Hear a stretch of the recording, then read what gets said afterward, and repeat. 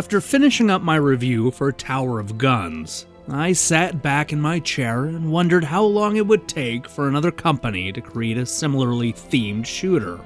Little did I know that it would only take a couple of weeks for the competition to show up. Who knew first-person roguelikes would be such a dominant force in April? If Tower of Guns was intended to evoke the spirit of old-school action games like Doom and Duke Nukem, then Ziggurat's focus is more in line with Heretic and Hexen. This is a fantasy-based shooter, complete with magic wands, powerful staffs, and a variety of spells to cast. You fight murderous mushrooms, killer carrots, and yes, even slime monsters, all in an effort to battle your way through a challenging tower known as the Ziggurat. Each level plays out exactly the same way.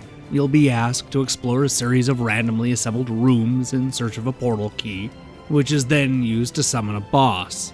Although the map changes every time, you'll recognize a lot of the same types of rooms. Many will trap you in, forcing a fight against a wave of monsters.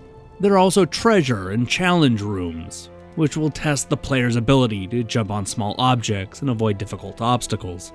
Once the boss is defeated and you're done exploring, it's off to the next room, where you'll do exactly the same thing.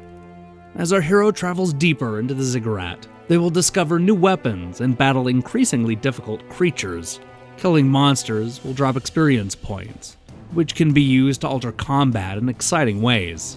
Leveling gives the players a choice between two powers, such as being able to hold more mana, or gaining a little health before each battle. But like any good roguelike, all your weapons and upgrades are lost the moment you die. Players start out as Argo, a well-balanced apprentice hidden behind a mysterious hoodie. However, completing tasks will unlock additional characters, each with their own strengths and weaknesses. The tasks are deceptively simple and offer a lot of incentive to play through the campaign multiple times. Thankfully, each playthrough offers a different maze to solve, complete with unique obstacles and bosses to fight.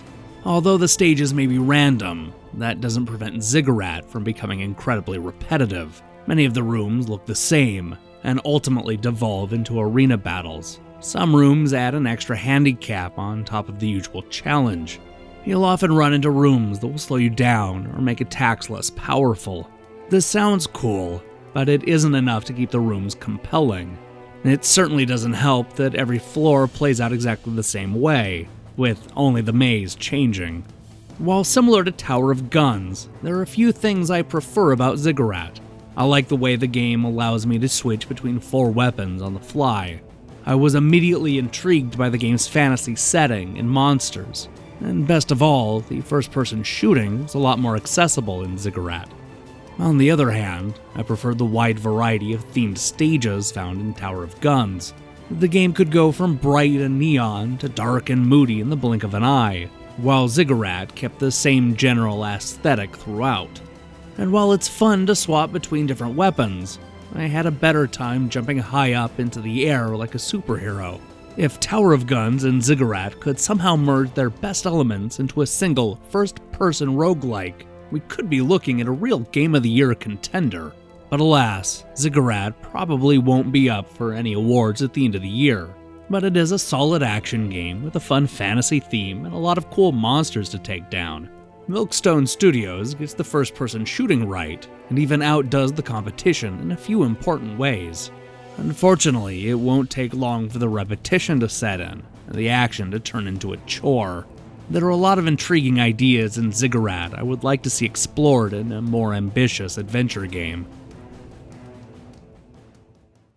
Hey guys, thanks for watching my review of Ziggurat. Has anybody else played both this and Tower of Guns? I'd love to hear your thoughts on which you think is best.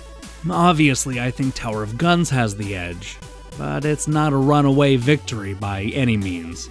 Anyway, I'll be back tomorrow with a review of Project Root, as well as Shovel Knight and A Pixel Story. In the meantime, hit the subscribe button and leave a comment below.